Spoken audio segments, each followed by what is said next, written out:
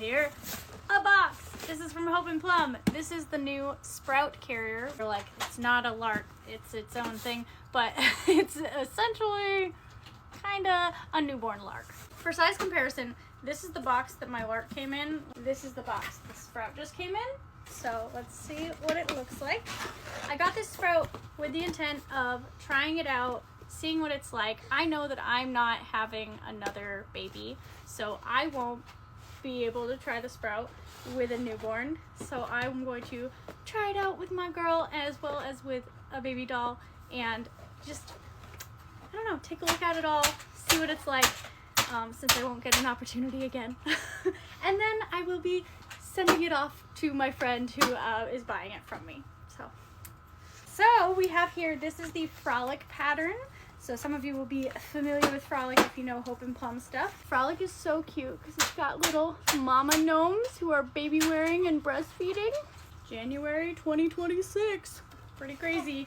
As new as it can be. So I forgot to mention, this is actually a long length Sprout. You can see that the panel on the Sprout is about, probably about 2 inches shorter than on the lark. The big difference here is that the lark has cotton batting all throughout. Cotton batting is just typically what goes in quilting material, and so this one feels more like a quilt, whereas this one feels like just 2 pieces of fabric, because that's what it is.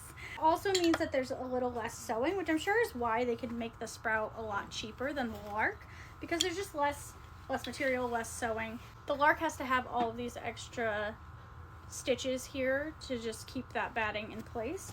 The Sprout doesn't need all that, so there's no sewing on the Sprout except around the edge. It does still have this piece sewn in the middle so that you can adjust the panel size to fit a smaller or larger baby. So then like the part that goes on your waist is smaller, and then you can just pull it out until it gets to where your baby's legs are. And then the other big difference between the Sprout and the lark is the pleating on the shoulders. On this ginger lark, you can see it's folded in, and that allows it to taper out and then get wide. A really wide shoulder is really helpful on a carrier because that allows it to kind of distribute the weight.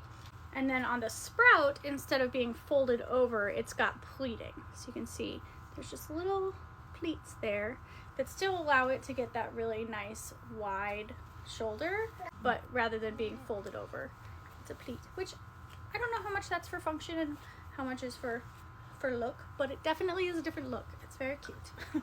The placement of the buckles is a little bit lower on the Sprout, which makes sense. It's just a smaller carrier overall. It's not intended to fit a big baby.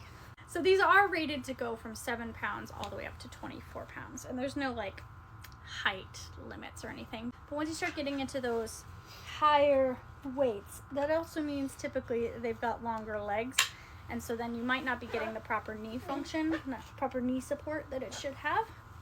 So let's see how this looks with my baby in it. Is it silly? Is this a safe fit? Yes. This is a comfortable fit? I mean, for me, yeah. For her, maybe not. I know some people were really talking about how small the Sprout can get. Let's see how small it can get. This is with a long length, so keep that in mind. The straps on this are longer than they would be on a short. That's pretty small. Let's try one more time. I feel like with the Sprout, I wouldn't fold it like this. With the lark, this makes sense because it's so much thicker. But with the Sprout, I'm like, well, this just isn't as efficient. And then this is how I would fold the Sprout, is the same way as a lark up to this point.